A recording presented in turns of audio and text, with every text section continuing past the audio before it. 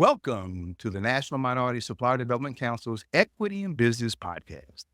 My name is John Daniel, and I humbly come to you as your host. But I'm thrilled and excited to be here with these two people who are capital ambassadors. Let me tell you a little bit about them, then I'm going to really look forward to hearing what they have to say. To my left is the lady who is the CEO and founding partner of Altura Capital. To the left of her is Mr. Mark Madrid, who is a presidential appointee, President Biden, and was head of the office of the U.S. SBA, but he's also functioning as an entrepreneur in residence with the National Minority Supplier Development Council. Folks, welcome. Let me just, I want to hug you, but I'm going to reach over and shake. Honor. Thank you for coming. I know you've been super busy here. I want to start off with something that everybody needs to hear. There was a special announcement last night at an event at the National Minority Supply Development Council's Conference and Exchange, and it indicated there was $100 million involved. Talk about it to me. Well, it is an honor to be here, John. Thank you so much. And you can feel the energy here at the conference at NMSDC. It's buzzing in Atlanta. Thrilled to be a part of it. And yes, I do serve as entrepreneur in residence at the NMSDC, and I resigned from the SBA on May 31st, serving this America's small businesses from coast to coast. And so, yes, last night was $100 million moment. And basically an MOU was signed between NMSDC and Altura Capital. Monica Mantilla is a force in the private equity space. First of all, as a woman, as a Latina, it's just rare air. And so last night was about making sure that we're intentional about matching capital with our MBEs. And so in addition to the $100 million announced last night, there was a $50 million previous commitment by Fulcrum Capital. So we were celebrating $150 million. But most importantly, how are we going to get there? Mm-hmm. How are we going to get there? I've been fortunate to be connected on the ground. I always say, stay connected to the ground. Fight a ground war, not an air war. Because if you fight a ground war, you're connected to who you're serving. So we have to be intentional about eligibility, about roadmaps, about who's eligible for what. We need an ecosystem of opportunity. I like what the sign says, advancing economic equity together. It was a together moment last night, and we felt it. And so just sitting here next to Monica and having known her for decades now. And, you know, I say that character is built when no one is watching. She's built a lot of character. She is a woman of her word. She is a person of her word, high integrity, and she's a doer. And that's what we need in the capital space because our entrepreneurs deserve that. Mark, I love it. And I want to reflect upon just before we open up with Monica. I want to reflect on the event last night because it was a canvas painted that was beautiful. Every stakeholder in this ecosystem had a voice last night. And it was because the two of you in the National Minority Supply Development Council set it up. There's nothing like a sense of belonging when you have a voice in the house. So now I want to move to your backstories. You see, the passion that comes from overcoming obstacles sets the stage for people believing what you say. Now, I believe you, but I want them to know your energy, your intellect, and your forthrightness in approaching this. So if you would share a little bit about your backstory and how you came to be the CEO and president and founder of this group, makes a big difference. Thank you, John. And thanks to you. Thank you to you, to NMSDC, to our fearless leader, Ying McGuire, because we're doing all of these things because we have great leadership. So Ying, her board, the board at NMSDC, and her wonderful staff, Pauline, Jafida, Helen, Lorena, Alexandre, Malika, and Mark as entrepreneur in residence, they're all a wonderful force that is understanding for the first time what is it that capital can do to really elevate the mission of NMSDC. So I am truly delighted and honored to have been part of this big announcement where my firm has committed and earmarked $100 million to allow NMSDC certified companies to grow, to prosper. And the time has come. The invitation I was doing to every one of the entrepreneurs that we saw yesterday is many of them have today great businesses, but many have created these businesses in the absence of key resources. Mm-hmm. But they're such fighters and they have such great knowledge and professionalism on whatever expertise they've built. Now it's time to go to each one of them and say, if you had 10, 20, 30, 50, $100 million, Mm. what would you do? What company would you buy? What additional team would you build? What operating facility and manufacturing facility would you create? Very importantly, what companies would you acquire that are synergistic with the business you've created?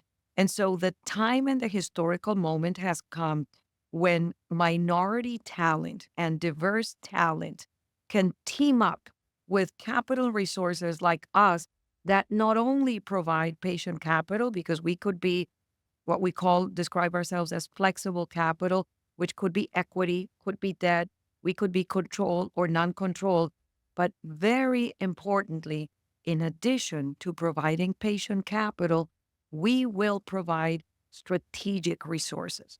We Mm. will provide a tool set so companies can think about their strategic direction, their revenue growth, their EBITDA growth, their operating excellence, their financial discipline, their human capital, their technology, cybersecurity, AI, their risk management, their legal management, all of these things that come together to build a formidable firm. Monica, how did you come to this level of understanding of what's needed through your own experience? Tell me about your backstory that look, everybody knows that this holistic way of approaching capital advancement, entrepreneurial advancement, and having people understand not just the MBEs, but the people who serve them with the capital, whether it be a bank, angel investor. How did you come to understand this is what's needed? You know, I truly believe that this is my life calling. Mm. This is what God put me in this world to do. And I've I would tell you probably business school that was many decades ago was a big eye opener for me Mhm. because I was coming to business school having been a general manager of a big business. So I had managed the P&L. The CFO reported to me, but in business school, I had the opportunity to understand how important capital was to our system. Mhm. And I had this aha moment of capital being the biggest enabler. And then the natural question, being who I am, is how many women are business owners? How many women are running investment management firms? How many minorities are running are entrepreneurs and are running investment management firms? And I saw there was a significant disconnect between the talent Mhm. and opportunity and the resources that were available to them. So in my journey, I've been an investment banker, I've been an investment management consultant. 19 years ago, my husband and I decided to begin this journey. My husband actually didn't join until we had some critical mass because, as a couple, you can't begin and put everything and what if it doesn't work, right? So I started that journey in 2005. Next year, we're going to celebrate 20 Oh, years in the making. And I'm so happy congratulations. about that. And I tell you, what is the purpose of Altura? If you think about our purpose. What do we wake up every day to try and accomplish? We say that the purpose of Altura is to transform societies through entrepreneurial success. Mhm. And our mission is to deliver above market returns to the investors that entrust us with capital, which allows us to then go and invest in companies. And we do it alongside impact, not at the expense of impact, not impact at the expense of returns. It's in tandem. And so that's the mission of our firm. And it takes a process, right? I feel everything is about people, everything is about systems, everything is about persistence. So we have honed a system to be able to identify entrepreneurial talent and help that entrepreneurial talent double or triple their size. We are not everything to everyone. We Yes. have limitations, and to the concept of eligibility that Mark was sharing. So we invest in 4 verticals. So they're consumer businesses, business services, manufacturing, and healthcare. And we invest only in companies that have been able to get to the threshold of at least $1 million in EBITDA, which translates in revenue 5, 10, 15, 20 million in revenue, depending on profitability. And we will accompany them in that next iteration of growth, where they Please, can double or triple their please size. share the meaning of EBITDA. Yes. So EBITDA is a measure that we in finance use as a measure of, it's a financial metric. It stands for earnings before interest, taxes, depreciation, and amortization. And what it really is cash flow. Is we're trying to understand, hey, before you pay interest, before you pay taxes, before you do depreciation, how much money are you making? And so every business owner needs to know what EBITDA is. If you don't know, go and find out and figure out what yours is. And it's a measure that we use as a metric of if companies are above $1 million EBITDA, they're probably then in the zone of what we can invest in. I love it. I love it. And so Mark, tell me a little bit about your backstory and how you came to be appointed a presidential appointee of Joe Biden and all the things you're doing as an entrepreneurial and resident. Well, thank you. And Monica, you can tell just the substance. She's formed of substance. So thank you for your commitment, your deep commitment. So I come from the farm, the Texas Panhandle. Okay. My parents were there as cotton pickers. That's where the jobs were, migrant farm workers. And my dad, the most industrious person I'll ever know and resourceful, he bootstrapped a welding business there. I come from a place where the cattle outnumber the people, and it's the truth. Wow. My dad said, if it doesn't smell like money. So I said, okay, that's how we're going to roll. That's how we're going to roll. But I always say I'm grounded in the boots that I wear every day. I have them on with this suit as well all the time. And my family did not have PhDs in academia, but they had PhD in grit. In Spanish, we call it ganas. And so that's how I'm formed. I'm formed of small business DNA and energy and mitochondria. It's all what I live for, because ultimately we lost our dad to COVID in the summer of 2020. Thanks for being there for me. And I never thought, when my parents went on the COVID floor together, I thought my dad would come out and my mom wouldn't, and the reverse happened. And so I always remember having to go back and auction every single part of my dad's business, from the Bobcats to the lawn chair that he sat on, overlooking his man-made lake. It was a very painful experience because we got a fraction of the value. And my mom always talks about that. And so I think, what if we would have franchised my dad's brilliant mind? What if he would have had those C's, access to capital and counseling and contracts and content and contacts like a Rolodex and confidence? Sounds like the same what if did Monica just articulate. That's right. That's It's in right. parallel. That's I right. love it. And so the beauty of what God has delivered to me is opportunities. I started my career on Wall Street in the mid-90s, then had to shut down a bank during the height of the Great Recession, and then had that moment where I said, what am I doing with my life? I've achieved all this. What am I going to do with it? And so that's where my life pivoted to small business economic development. And once I started, I've never returned. I've never been the same. It's my purpose. Like Monica said, this is what I live for. I live for my family, my faith, my partner and inner tribe of friends. And then it's my profession. And my business is small business. And so I was invited to the transition team with one base question from different people. How are they doing? How are the small businesses doing? I said, how much time do you have? And so that led to the position with being appointed by the president and working for the president, Vice President Harris, who's a champion for small business. and the cabinet official, the administrator of the SBA, Isabella Casillas Guzman. I led a large office there, the Office of Entrepreneurial Development, led the Office of Rural Affairs. I oversaw cybersecurity for small businesses across the country and led the entrepreneurial, development footprint, which means managing our network of SBDC, small business development centers, worked with the women's business centers and SCORE chapters across the country. And under the American Rescue Plan, we effected the Community Navigator Pilot Program, which was a $100 million program to reach entrepreneurs where they are, the smallest of the small, all over the country. Congratulations for your impact. Thank you. And thank you, Ying McGuire and NMSDC for bringing me on. This is a fractional role. So I launched a business myself, Breakthrough Mavens, LLC. I say white collar experience with blue collar DNA. And so, Ying, I have to thank her for her vision to get to $1 trillion of procurement. So I'm here for 3 reasons: to help with the capital program. So the folks that Monica mentioned, they're the execution and leadership on the ground. It starts with Ying and also with Pauline, Jathita, Alexandre, and Malika.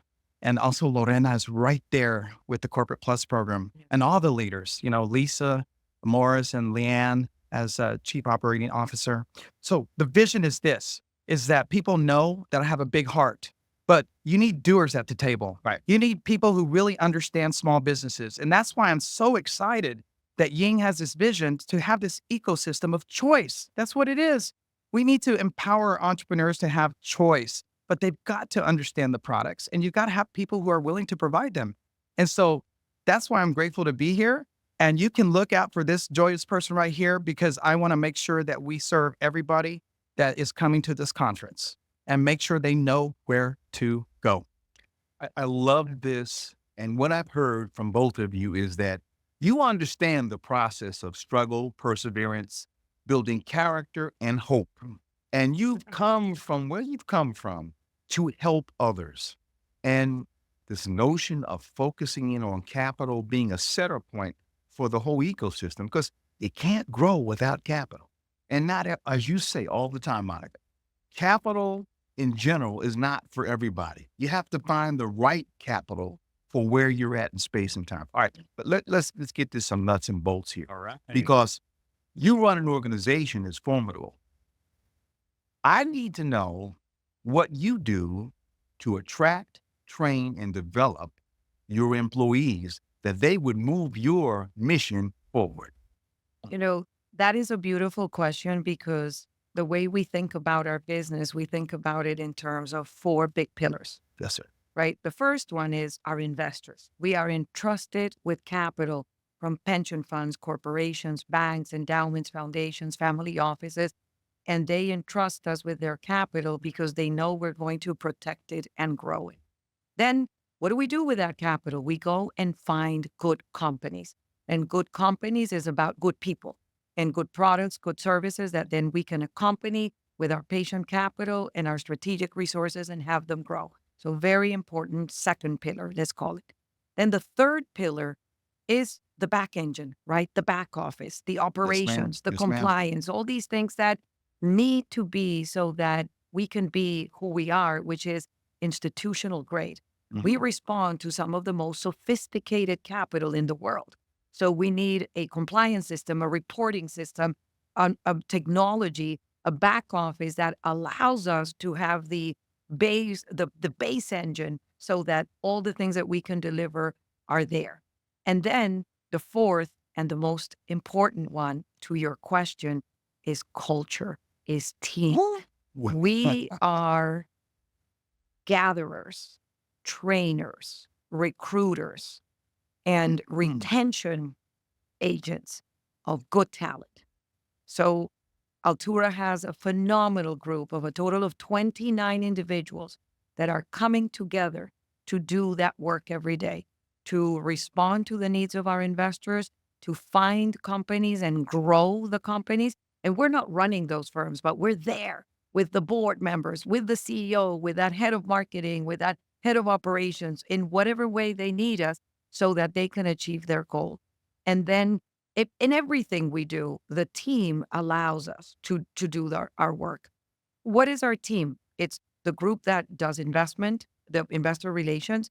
the group that does investments, the group that does operations and compliance, and the group, very importantly, of executive operating partners, advisory board members, all of those Sherpas, very accomplished individuals, people like a Ralph de la Vega, former president of AT&T, like a Jerry Lopez that was running large corporations for private equity funds, like a Carlos Gutierrez, former Secretary of Commerce, former CEO of Kellogg, like a Marisol Angelini, former CMO at Coca-Cola, like an Esther Aguilera, former LCDA director of the Latino Corporate Directors Association.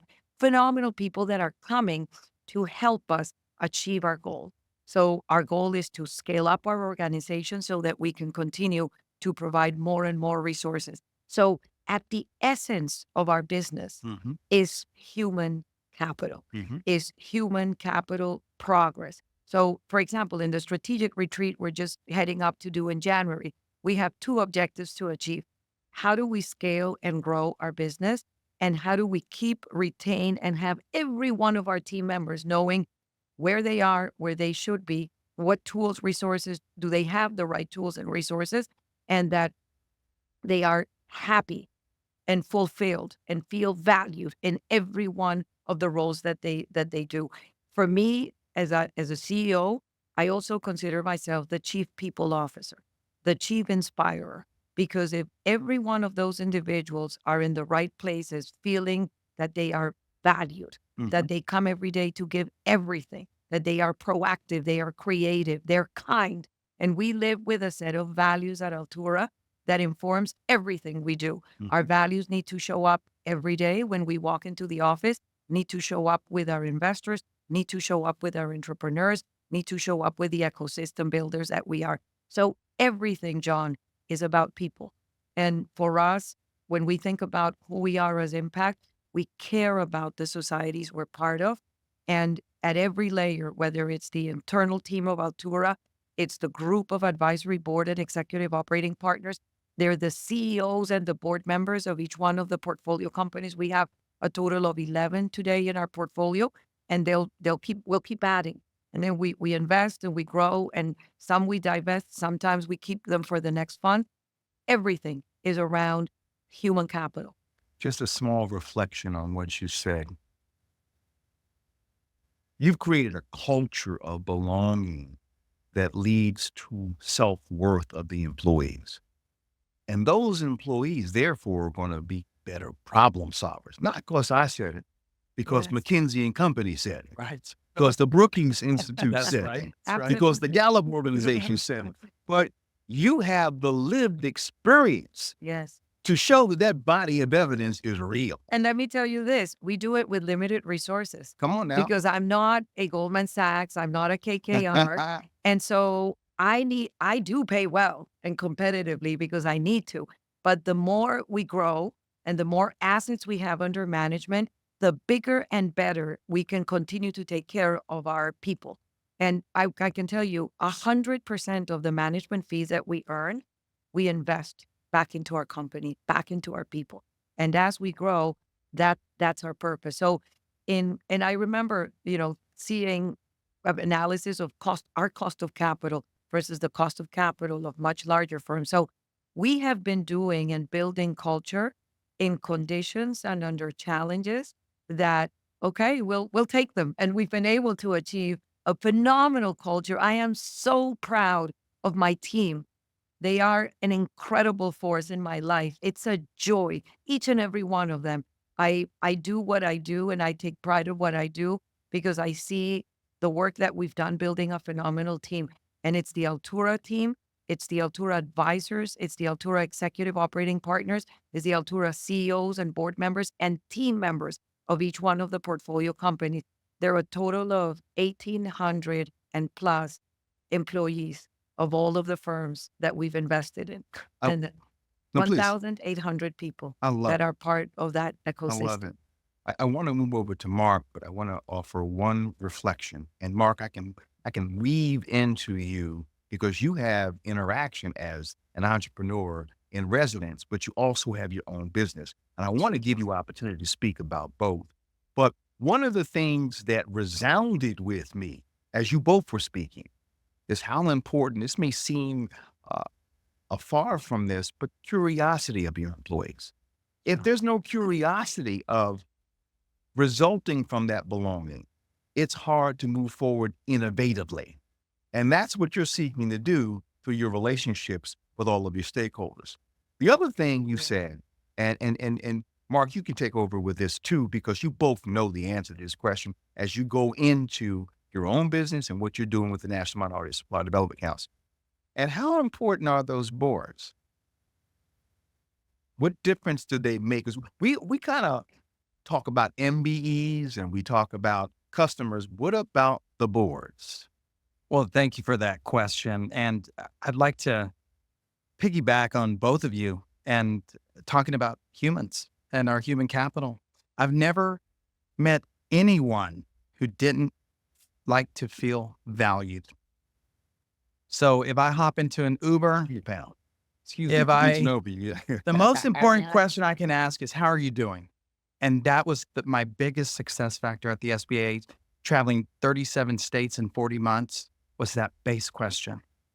And business owners, they froze, some of them. Like, you're really asking me, you really care? I said, I do. I do. And even when I went to a barber here in Atlanta on Friday, I met the most amazing barber serial entrepreneur. He said, I'd like to share with you my idea. I said, I want to hear it. He said, you do? I said, yes. I was there for an hour and 15 minutes, literally witnessing history in front of me in the making. So this role that I have at NMSDC, entrepreneur in residence, and me walking like an entrepreneur and actually taking my own advice of the last 15 years from advising entrepreneurs at different stages of growth, startups, all industries, all over the country, is literally now I'm taking my own prescriptions. And I feel so good about that. I trust my decisions after 30 years. And there's a sense of liberation. So I get it. I am the example that it can be done, that you can start. And I celebrated my birthday yesterday. I'm 53 as of yesterday, but you can start a business at 53. No problem. The problem is you got to make sure that you do your homework. And I love what we're talking about, people, is I'm looking to hire my first 3 in my business.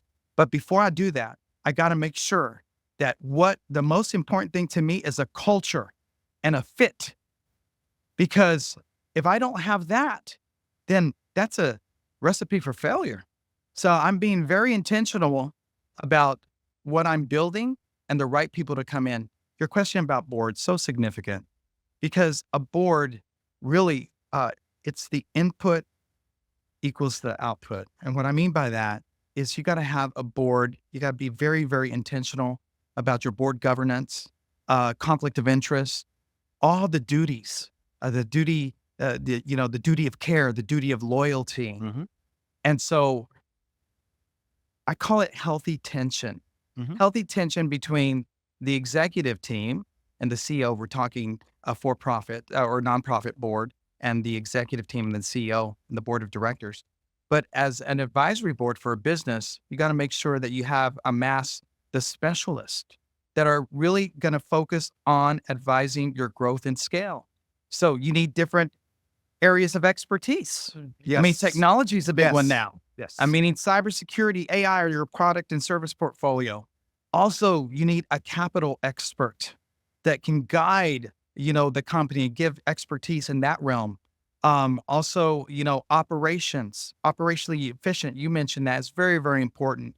You also got to have a marketing and PR presence as well, because it's not only what you know and who you know, but what they know about you right now. Yes. And so also there's a supportive infrastructure of administration. So a lot to think about, because at the end of the day, an entrepreneur has enough on their plate.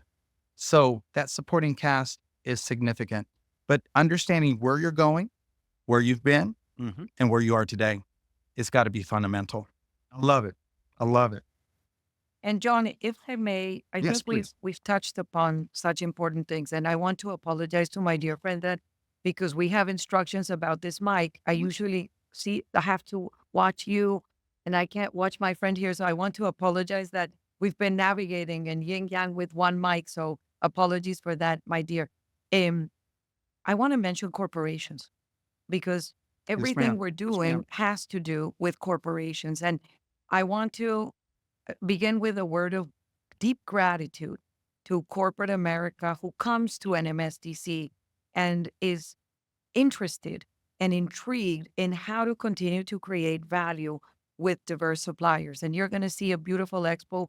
We'll have our booth, but you'll see, you know, the Walmarts of the world and the Krogers of the world and the Johnson and Johnsons of the world and the Metas of the world and the Googles of the world and all the car manufacturers and hundreds of corporations Mhm. who believe in minority suppliers. And I want to extend an invitation to them in two ways. One, I want to extend an invitation to the CEOs, the C suite, and the board members to continue to support the next generation of the world of supplier diversity directors, of supplier diversity managers. Because historically, the notion of supplier diversity, unfortunately, was very much this like, you have to check this box. You have to be like, it's sort of a compliance thing of, oh, we need to prove that we tried.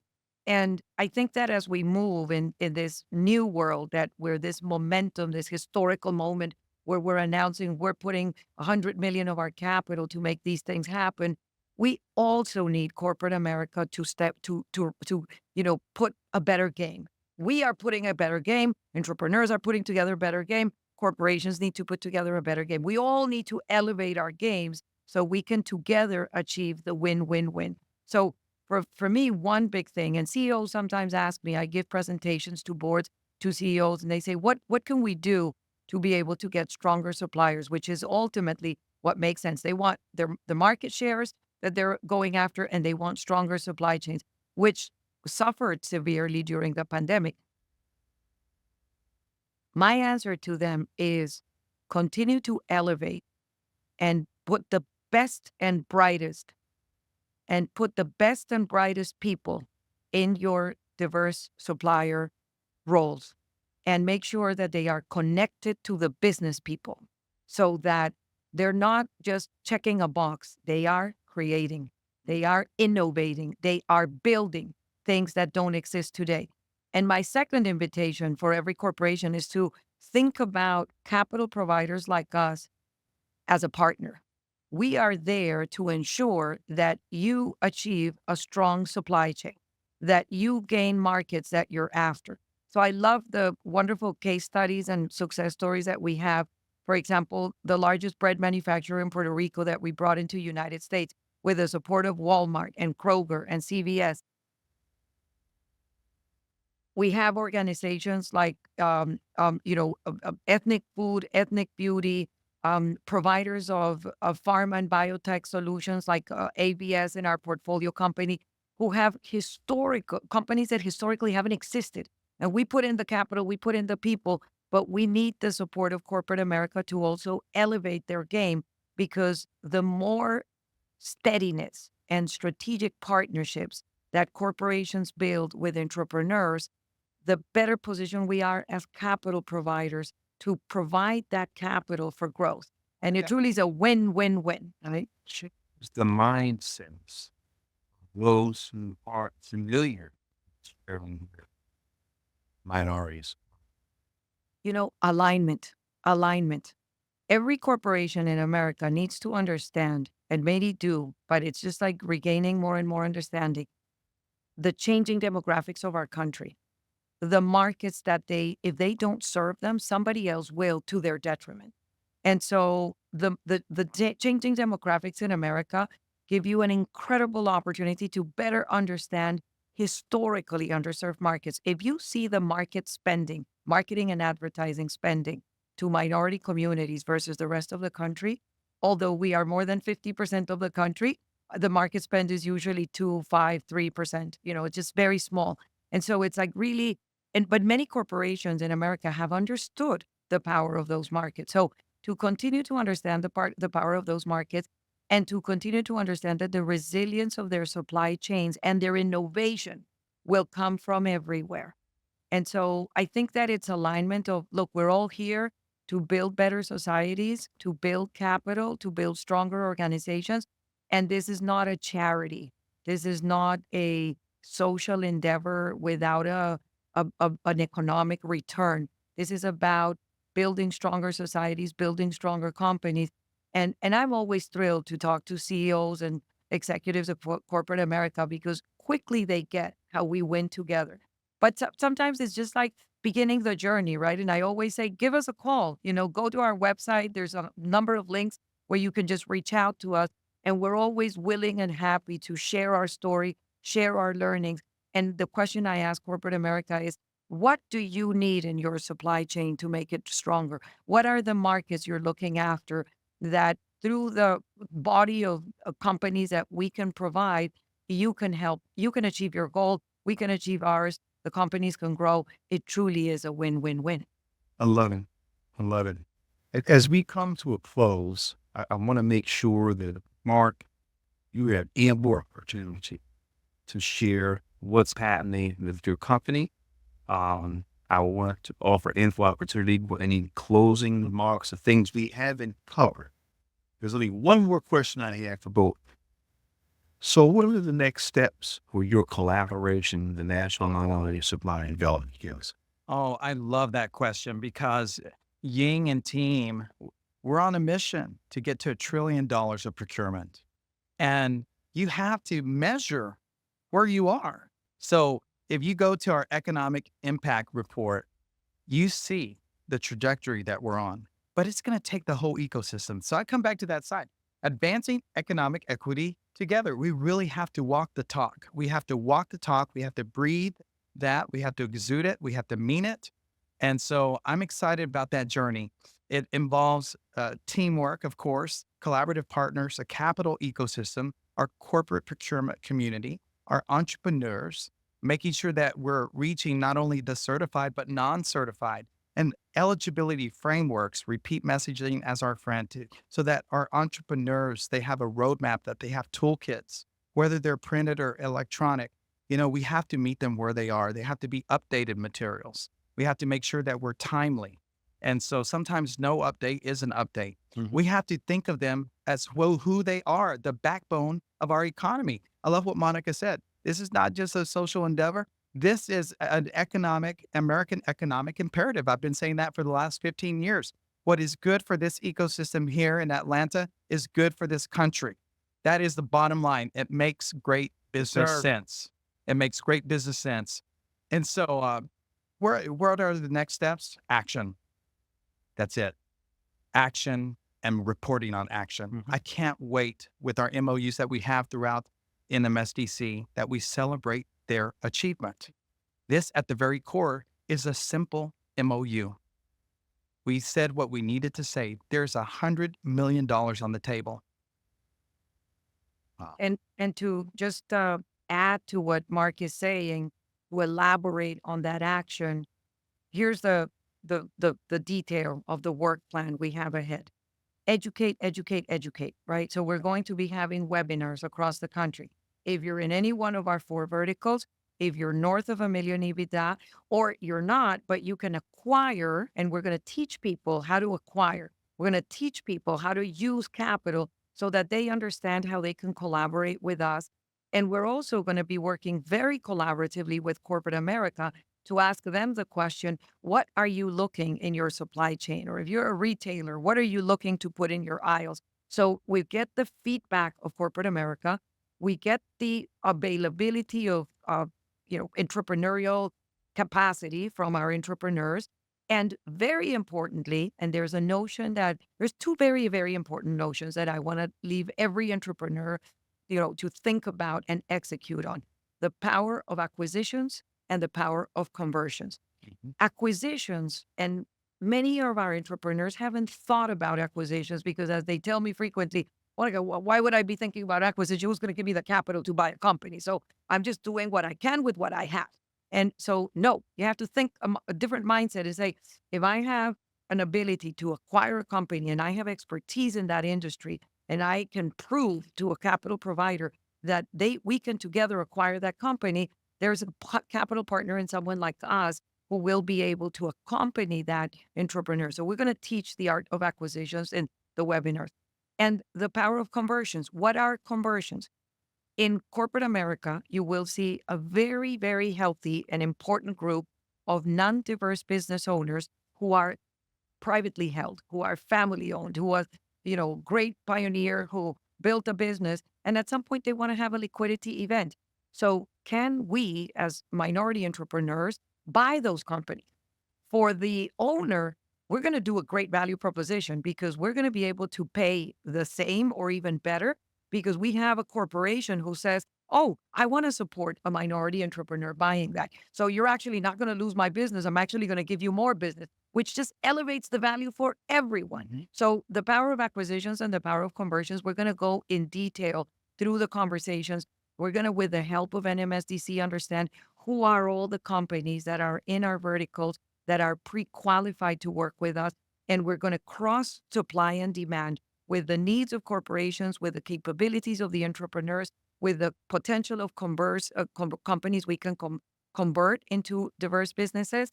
And we're going to get those 100 million out the door quickly so we can put another commitment quickly that we're doing just more and Love it. more and more Love it. because we're unstoppable if we It's awesome. have the art of everyone coming together. So for me, a call to action is corporate America.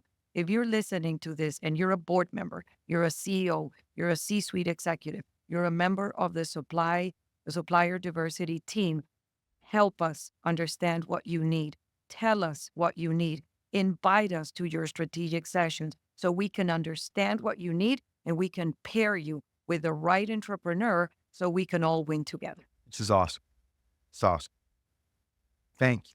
You want to share a little bit about your business? Oh, sure. Thank you for that. I'm walk here in humility, and I'm here to serve NMSDC at this conference. But thank you for asking about my business. Um, it's called Breakthrough Mavens LLC. With this concept, some people call me the Yoda of small business. I couldn't take Yoda because Star Wars copyrights, and I like Sherpa as well. So a maven is a wise. It goes back so many centuries, is a wise person that can be nimble and really has, I always say, have the ears of an elephant, not a hippo, and listen.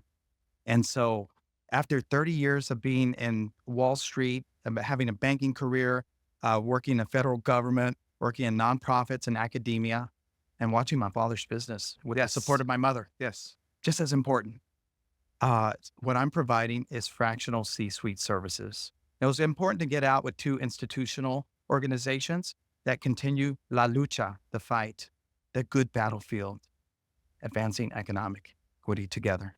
So NMSDC, Entrepreneur in Residence, and also visiting fellow at the Clinton School of Public Service at the University of Arkansas. Wow. Otherwise, it's our companies that are here, minority companies that are trying to move mountains. They just need a little support.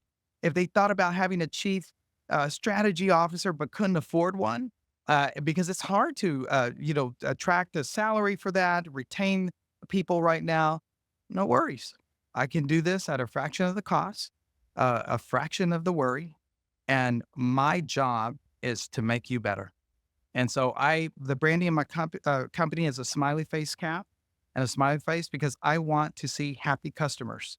So when we win together, that's what happens. It's a smile. So I can do it at a fraction of the worry, a fraction of the cost.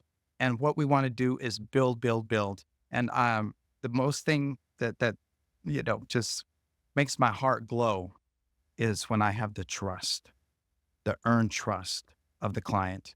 And I'm fortunate that that's what I have. And there is no limits at all.